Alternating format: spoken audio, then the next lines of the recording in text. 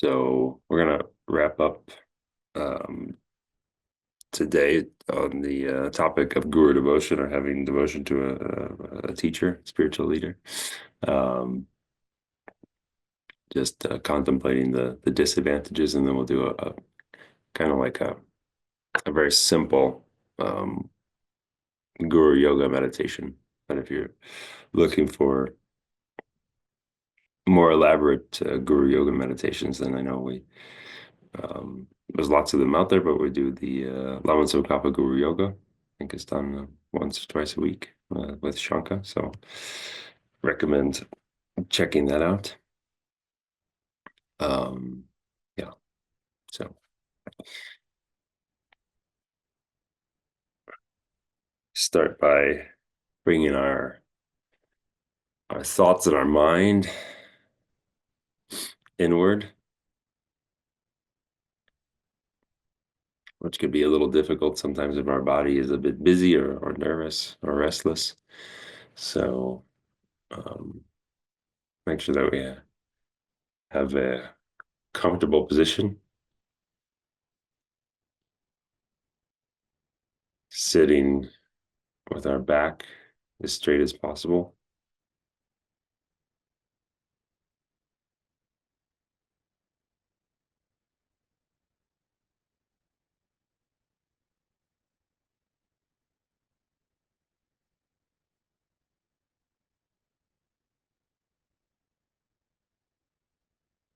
So you can think that if our seat, if our base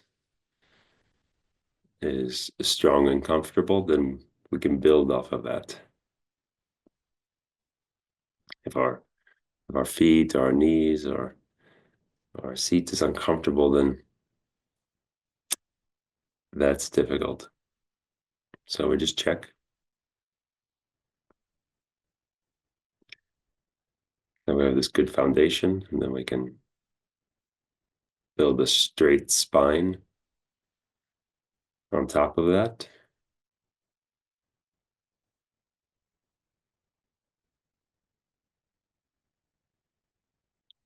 We can straighten and lengthen through the neck, all the way through the crown of our heads.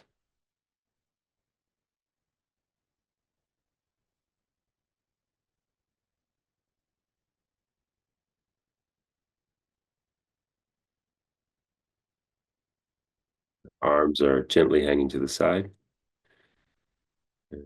bringing our hands together with our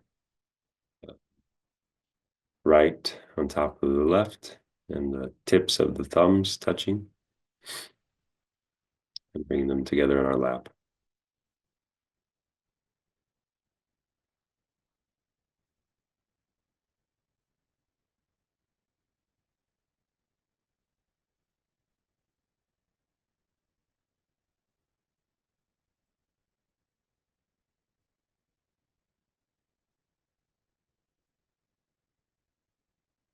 Kind of like we get this position, we get it kind of together, we're feeling comfortable, but then we need to release the tension, release the muscles slightly to relax.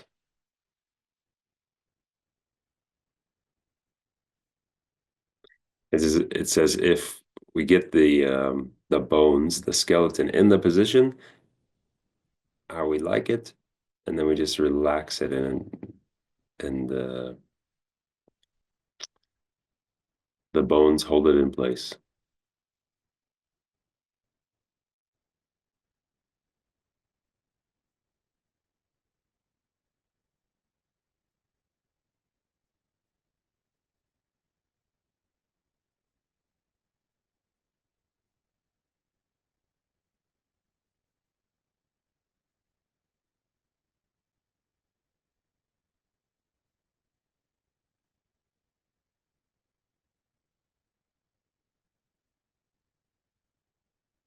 So now we'll take 3 breaths, a little deep, not too deep, just gentle but noteworthy. And we'll inhale through the nose and exhale through the mouth. And as we inhale through the nose, we inhale this bright white light that's full of love and compassion for us, but also for all beings in the entire universe.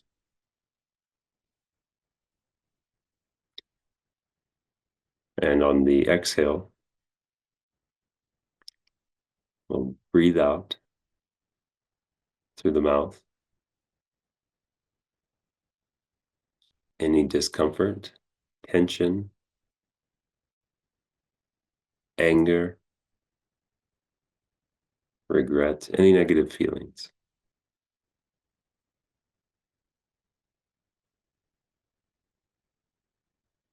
So take 3 breaths with those thoughts.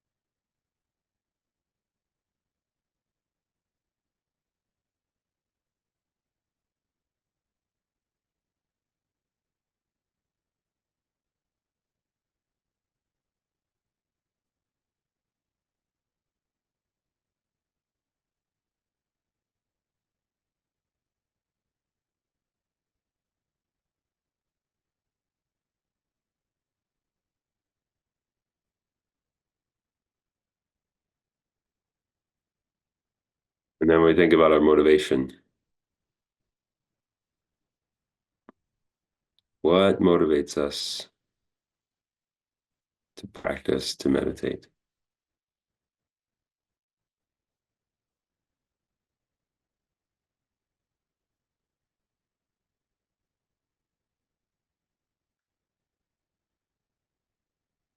Maybe life is difficult right now. We're looking for some peace.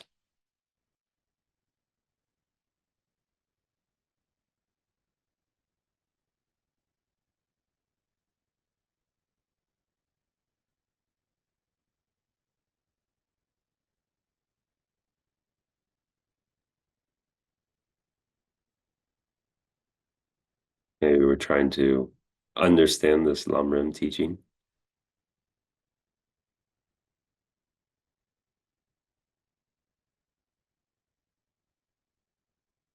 to turn our minds, change our mind, develop our minds, that we can have um, more veneration to our teachers.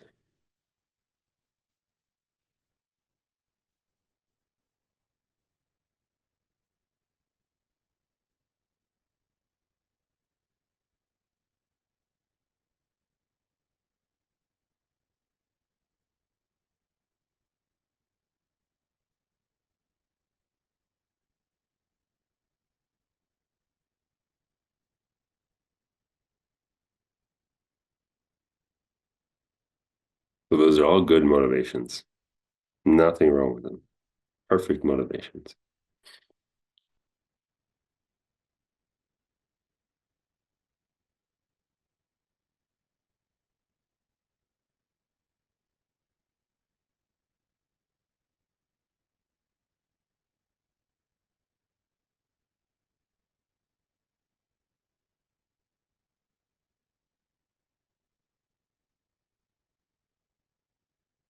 So last week we meditated on the advantages, or we completed the advantages of uh, devoting ourselves to a spiritual teacher.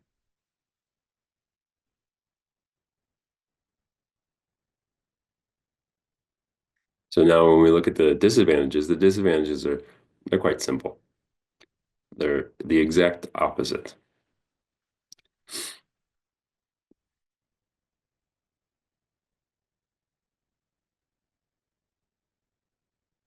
So, for example, when you have devotion to a spiritual teacher, you'll become enlightened. So if you don't have this devotion, then you don't get closer to enlightenment. You will you'll not please the Buddhas or the Bodhisattvas or the gurus. So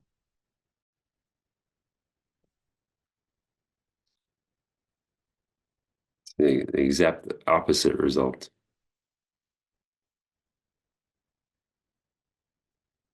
Now, if you have someone as your spiritual teacher and then you um, despise and disrespect them, then that's the creation of quite a bit negative karma.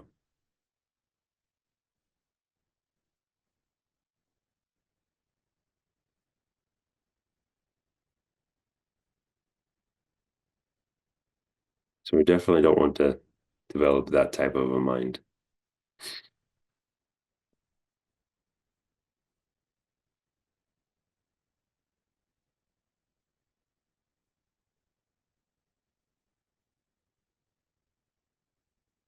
which makes sense, right? I mean, we know this with anyone.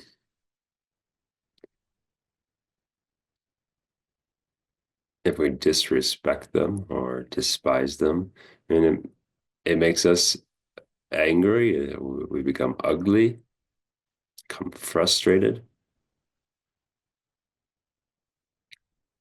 we lash out to strangers, to friends, family.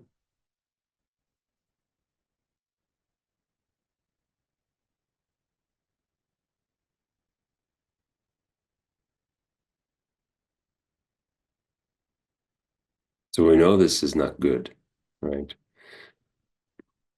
And it's just multiplied because of um, taking someone as a spiritual friend and having these thoughts, then it just creates lots of negativity.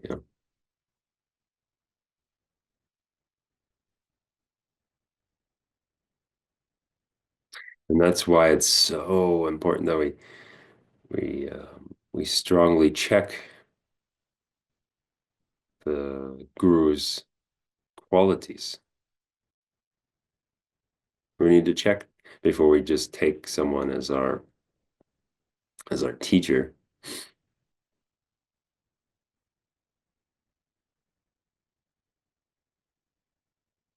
But once we've done that checking and we accept someone as our um, valid teacher of the Buddha Dharma,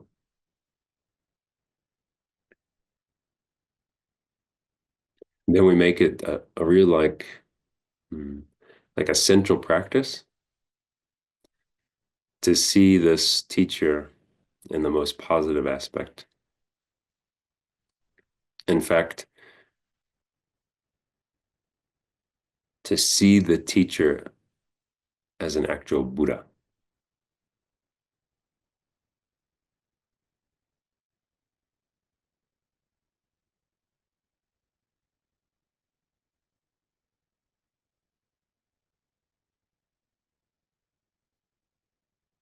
That's the that's the practice, in essence.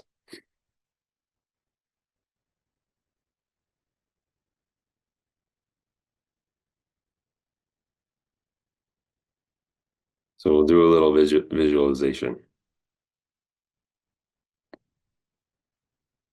We begin by visualizing Guru Shakyamuni Buddha. And you visualize in the space before you at about the level of the forehead, not too high, not too low. There's a precious throne and the nature of light.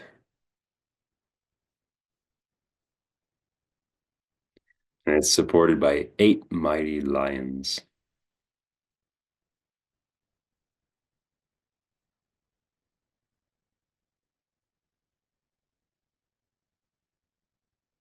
Top of the throne is a light-natured lotus flower. The flower has petals of various colors. On top of the lotus is a disc like a moon cushion. And on top of the moon is a disc like a sun cushion. And they're both in the nature of light. Sitting on these is our kind root guru, taking the aspect of Shakyamuni Buddha. So you think of your spiritual teacher, your spiritual friend, taking the aspect of Shakyamuni Buddha.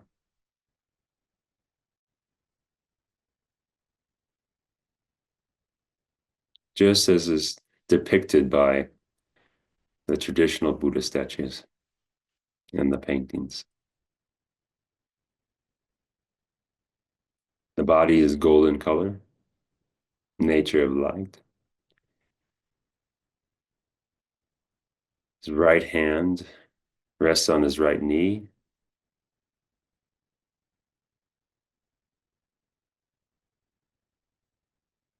His left hand rests in his lap in the gesture of meditative equipoise. And the left hand holds a begging bowl filled with nectar.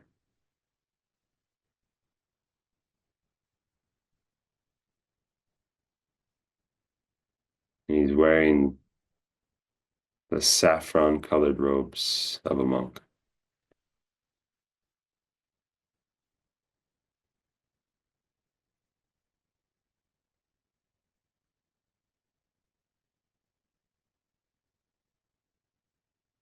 He has the 32 major marks and the 80 minor signs of a perfect enlightened being. His body is composed of light. It's clear. It's translucent.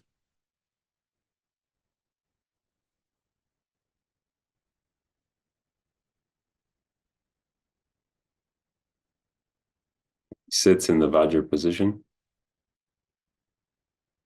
and this light body, the golden light body, is emanating countless rays of light in all directions. Countless light beams emanating in all directions.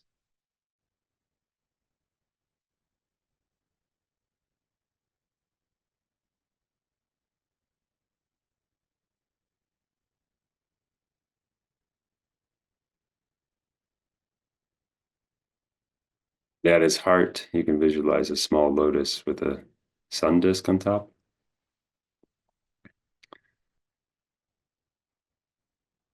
And seated on the sun disk is the conqueror Vajradhara, the holder of all the tantras. Vajradhara has a deep blue body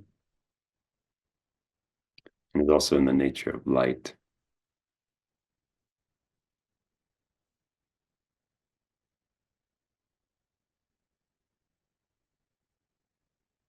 In his right hand, he holds a Vajra, symbolizing the method wing of the path. In his left hand, he holds a bell, symbolizing the wisdom wing.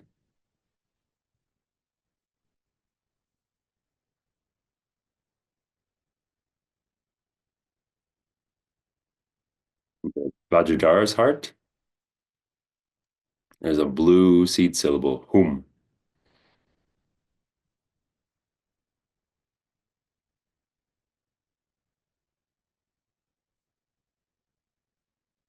So you want to establish in your mind that Shakyamuni Buddha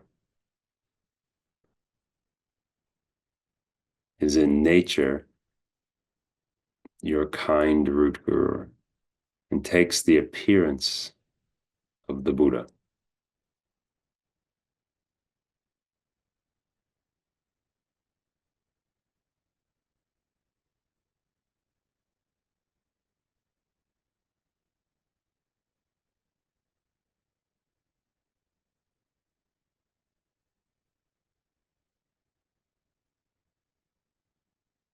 Now reflect on the need for a teacher to enable you to learn and practice the stages on the path to enlightenment.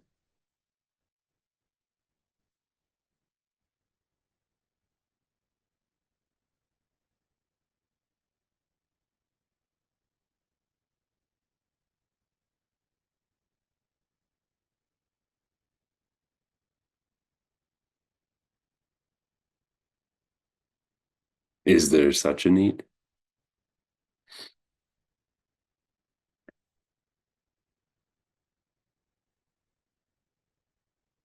Does it make sense that I need a teacher to lead me along the path? Or should I be an explorer going on my own?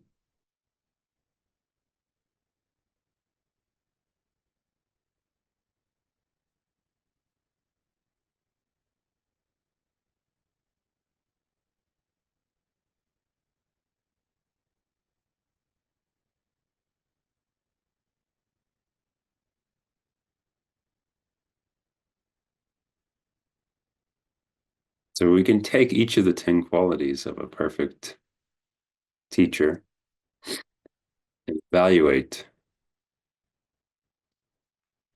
um, a prospective teacher.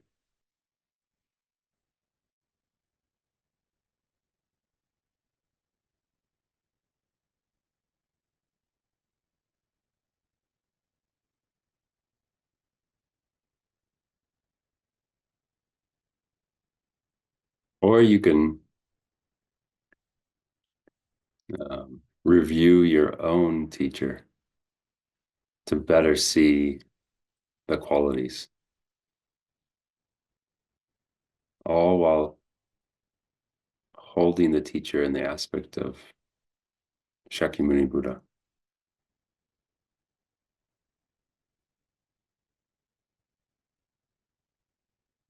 So you can check morals and ethics. Are they there?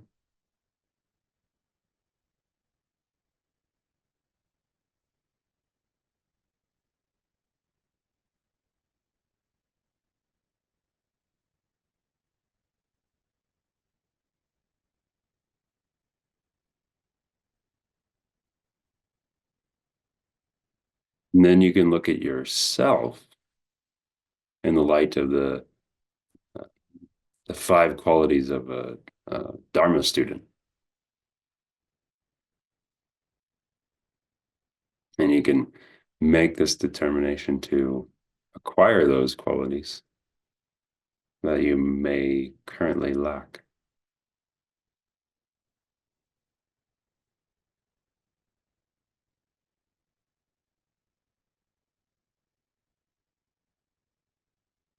Do I show respect to the teacher?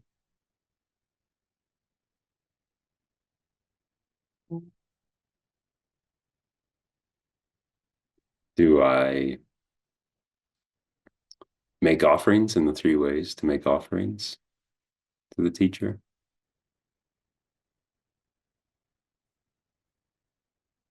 And most importantly, when I make the offering, what is my intention? What is my mind doing?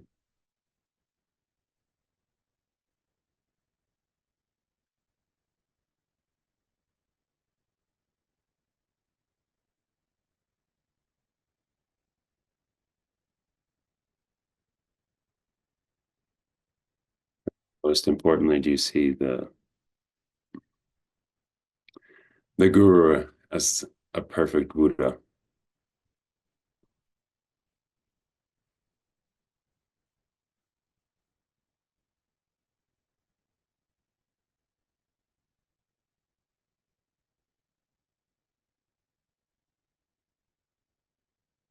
Because if you can see the guru, the teacher,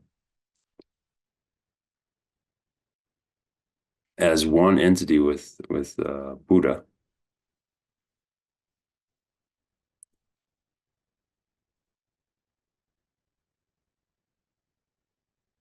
then you receive the blessings. Then your relationship strengthens. So this is a big challenge. Not easy, but we can work on it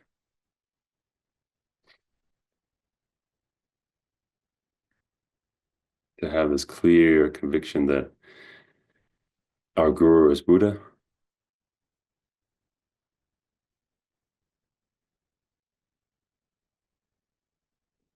So we have Buddha Shakyamuni visualized in front of us.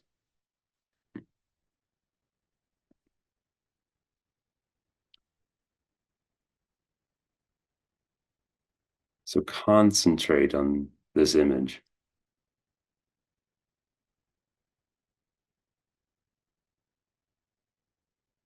This image being oneness with your spiritual teacher, with your guru.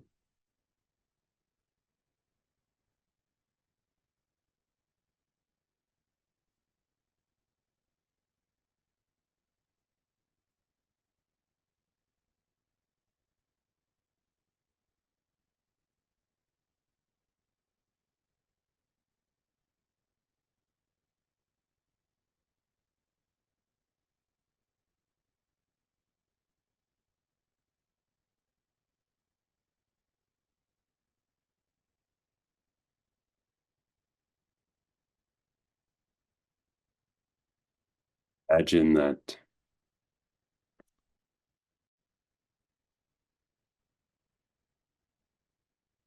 Shakyamuni Buddha dissolves into light, bright white light,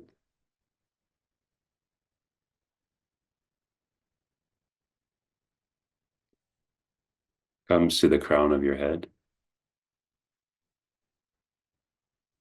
And this white light dissolves into blissful nectar.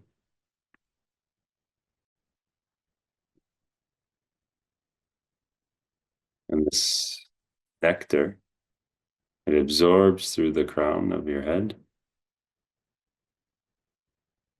and completely fills your entire body.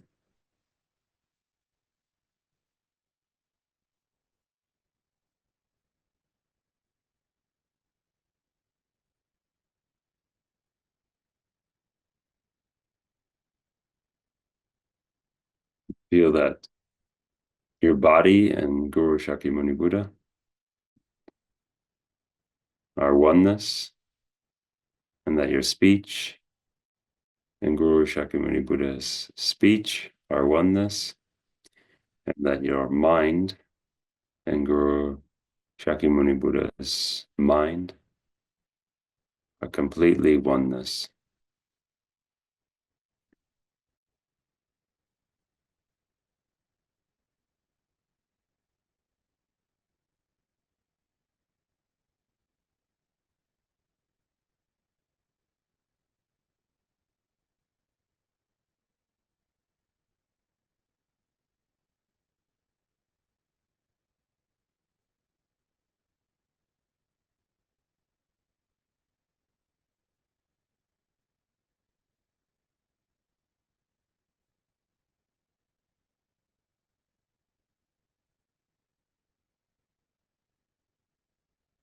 So we dedicate all of the merits generated during the meditation making the contemplations about our spiritual friends, seeing them as Buddhas.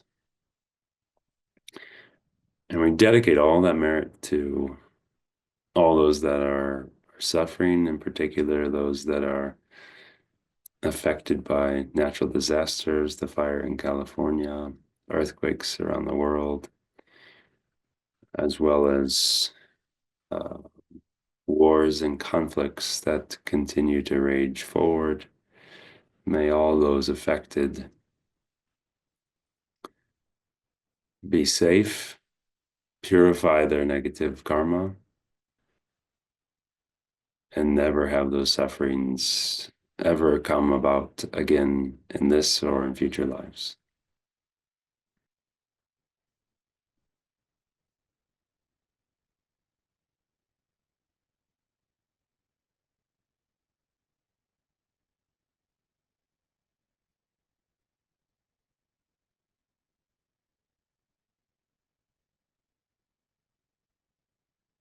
Thank you, everyone.